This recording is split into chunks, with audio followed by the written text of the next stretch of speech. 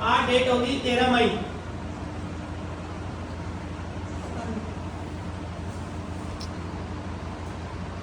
तो आज का टॉपिक है ड्रिल मशीन।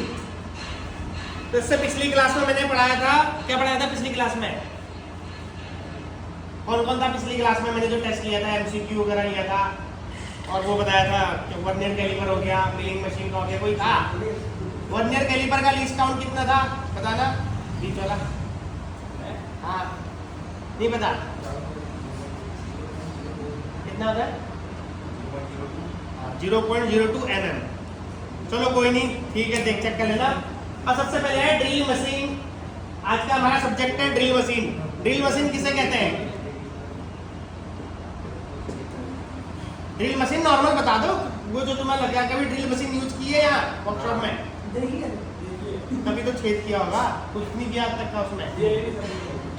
किसी ने चलाई है? वैसे घर में भी है किसी का ड्रिल मशीन?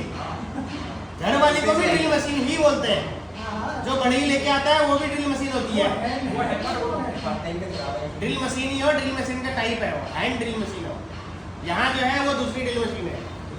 तो ड्रिल मशीन का मतलब क्या हुआ? जिससे हम छेद करते हैं, मतलब ड्रिल करने वाला ऐसा आला जिससे हम ड्रिल करते हैं उसको ड्रिल मशीन कहते हैं। अब ड्रिल मशीन के सबसे पहले बताता हूँ टाइप्स कितने। देखो यहाँ पर लिखा हुआ है types. Here are main 2 types of drilling machine. कौन कौन से? पोर्टेबल और स्टेशनरी ड्रिल मशीन।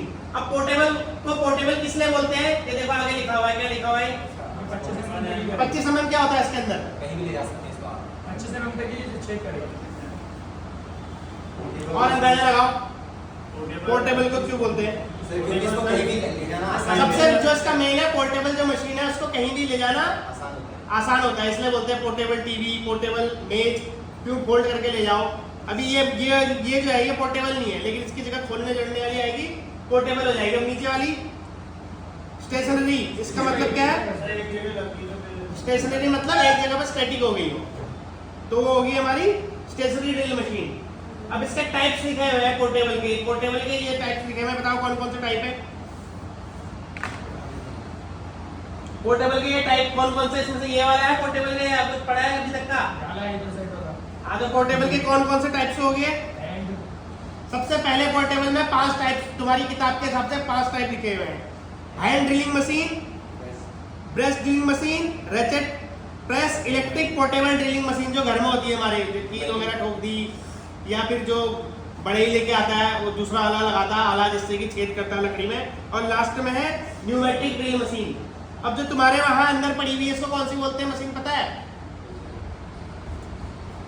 हमारे वर्कशॉप में पड़ी हुई है, देखी किसी ने मशीन? बिल्कुल मैंने भी देखी। अब देखो मैं दिखाता हूँ किताब में, ये वाली ड्रिलिंग मशीन है, ये देखो। नहीं, स्टेशनरी ये दिखाई दे रहा है, ऐसी है ना ड्रिलिंग मशीन। अब ये ड्रिलिंग मशीन और ये ड्रिलिंग मशीन दोनों सेम लग रही है, ये ड्रिलिंग मशीन और ये ड्रिलिंग मशीन, लेकिन ये है पिलर टाइप, ये है सेंसिटिव ड्रिलिंग मशीन। और दोनों में फर्क क्या है पता है किसी को?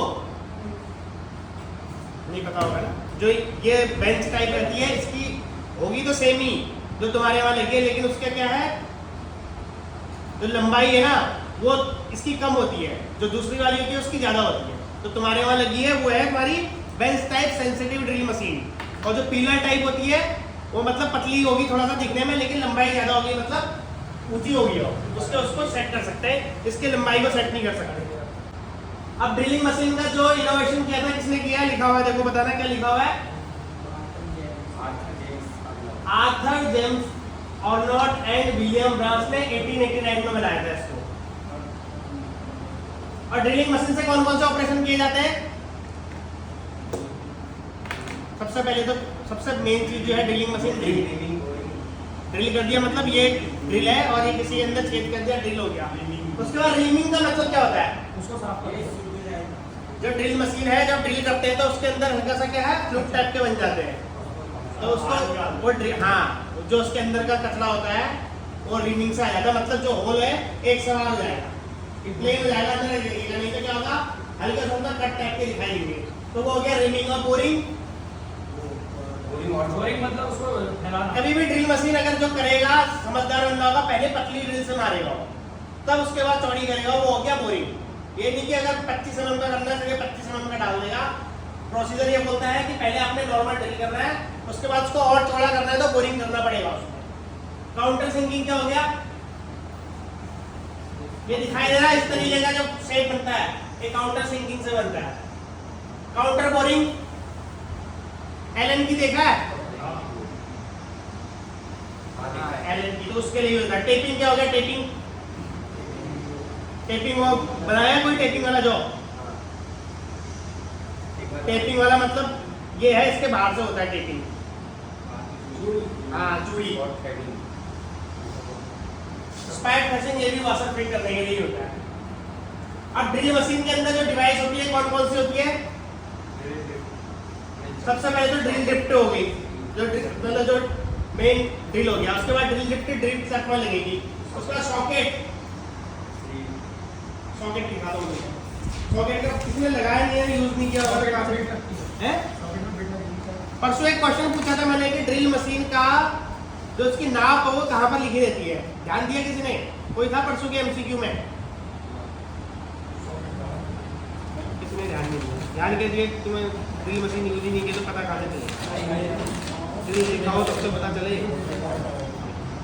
तो ये देखो, इधर देखो, अब ये जो वर्कशॉप में लगी हुई है तुम्हारी ड्रिल मशीन, अब थोड़ा सा इसमें किताब में देकर रखा है छोटा, लेकिन फिर भी बताता हूँ। सबसे जो ड्रिल मशीन होती है, कोई सी भी मशीन होती है, उसके नीचे क्या होता है? कोई सी भी मशीन है, कोई सी भी मशीन है, चाहे लेथ मशीन है, चाहे तुम्हारी वहाँ मिलिंग मशीन लगी है, उसके नीचे क्या होता है? बेस। सबसे नीचे जो हो गया बेस, ये दिखाई दे रहा?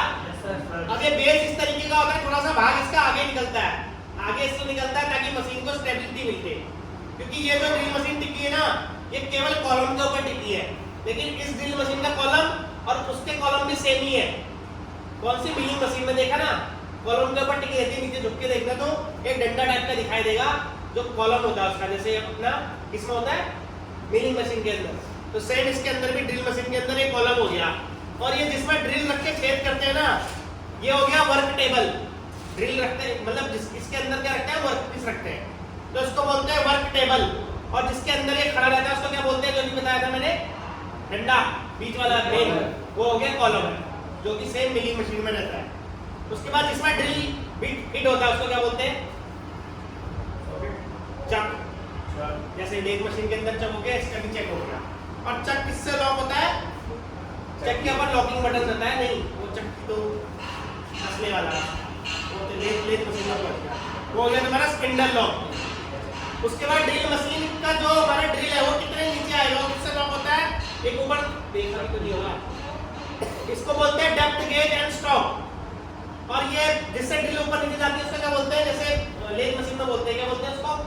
क्या बोलते हैं? ये देखो बोलते हैं, क्या बोलते हैं? फीड। फीड वो हो गया फीड हैंडल। और उसके जो ऊपर का कवर है तो उसको बेल्ट चलती है, उसको बोलते हैं बेल्ट गार्ड। उसके पीछे लगा रहता है ड्राइवर कंट्रोल और मोटर कंट्रोल। जो ड्रिल बीट होती है ना, उसका सबसे ऊपरी वाले हिस्से को क्या बोलते हैं? जो ड्रिल हो गया सबसे ऊपर वाला हिस्सा जो रहता है, ये हो गया तुम्हारा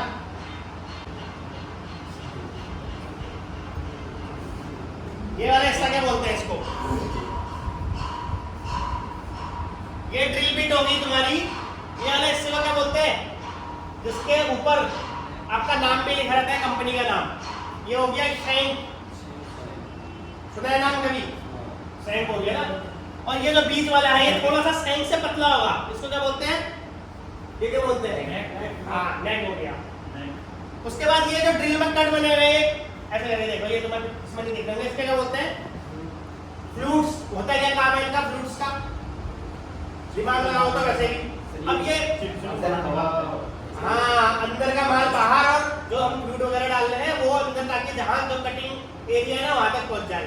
और उसका काम ये भी है कि जो अंदर से मटेरियल निकल रहा है ना वो घूम के बाहर निकले, तो फ्लूट हो गए। अब ये सबसे नीचे वाला क्या है? ये हिस्सा सबसे नीचे एक बिट टाइप की होती है ना, कोई रखते हैं, ये जैसे ये बना हुआ है, तब ये बना हुआ है सेम ऐसे ही रहता है। ये क्या हो गया? ये जो सबसे लास्ट वाला टिप है जिससे हम निशान लगाते देखते हैं कि निशान लग रहा है, वो हो गया कटिंग एज।